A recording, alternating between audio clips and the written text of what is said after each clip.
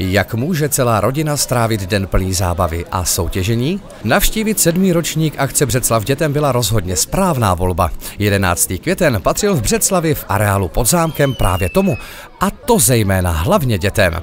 Stejnojmenná akce nabídla úžasný program pro děti i dospělé a byl to opravdu mimořádný den. Hned na začátku jsme se zeptali na celou akci hlavní organizátorky.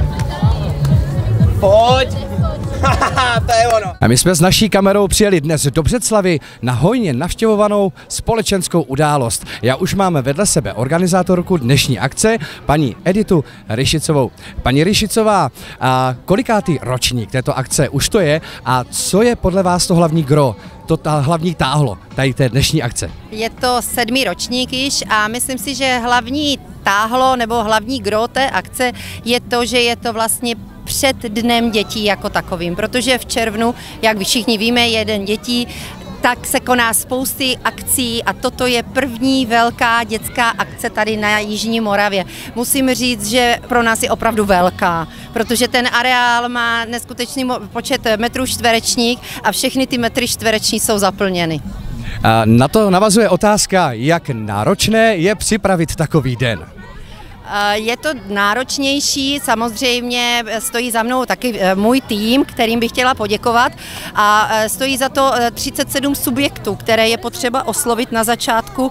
Já bych řekla už vlastně hned po skončení této akce oslovujeme všechny tyto subjekty, jestli se účastní i dalšího ročníku, protože těch subjektů je mnoho, ať už jsou to hasiči, ať už je to vězeňská služba nebo firmy, které se zabývají kanalizací, které se zabývají odpady, které se zabývají vlastně tříděním odpadu, tak letos se nám poštěstilo pozvat sem vojsko, což je úžasné a máme tady i ukázku dravců, máme tady sanitku, kterou používají vojáci Armáda České republiky a za námi stojí nádherný kombajn od firmy Agrico. Na dnešní velký den v Břeclavi přijel také opravdu jeden unikátní stroj. Pane Pochylý, řekněte nám, co jste dneska přivezli za stroj? Takže my jsme firma sídlící v Ústopečích, jsme importér traktorů a sklízecích mlátiček Case do České republiky a na dnešní den jsme sem přivezli sklízecí mlátičku, Case a traktor Case s lisem na kulaté balíky. A vy jste říkal, že jste přijeli z Hustopeč. Můžete nám říct, jak náročná byla cesta sem k nám? A tak cesta trvá asi hodinu a půl, trošku nám to zkomplikovala objížďka, ale samozřejmě naši řidiči jsou profesionálové, takže projeli jak objížďkou, tak samozřejmě Břeclaví, která bývá většinou ucpaná, ale projeli jsme, přijeli jsme a zase odjedeme. A jste tady letos poprvé? Popravdě ano, jsme tady dneska poprvé, nebo letos poprvé tady s těma technikama. Možná někdy dřív jsme tu byli s jedním traktorem, ale sklízecí mlátičku tady máme poprvé. Jak si dnešní akci pochvalujete?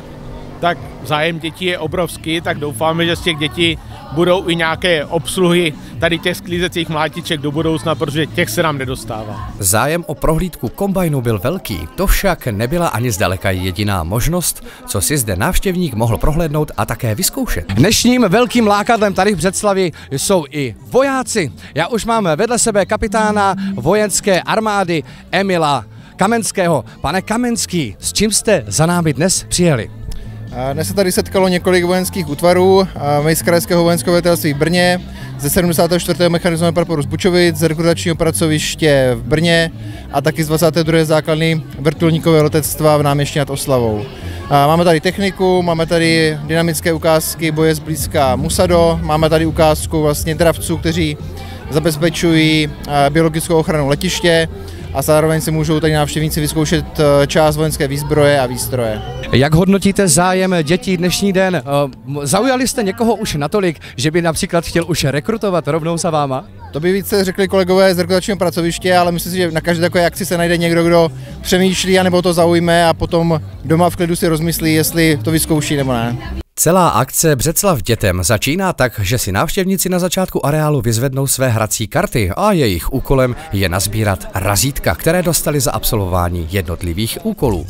A tak tomu i bylo. Děti byly všude a se vědomitě plnili úkoly, aby si na konci mohli vyzvednout odměnu za jejich úsilí.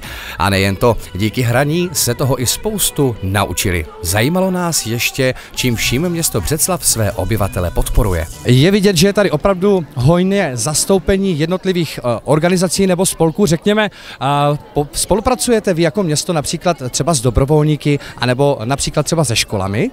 Určitě, to samozřejmě pro školy děláme spousty, jako Městské muzeum a Galerie Břeclav děláme spousty akcí, ať už spolupracujeme pro děti se školami v rámci muzea, v rámci edukačních programů, tak pro ně máme nachystané různé hry, různé soutěže, takže opravdu zapojujeme všechny tady subjekty místní. A co vám osobně se na dnešku úplně nejvíc líbí? Mně se strašně líbí to, že jsou děti usmáté, že se smějí a jsou spokojené a to je pro mě nejdůležitější. Není ani o to, kolik je tady lidí, ale o to, jak jsou ty lidi spokojení.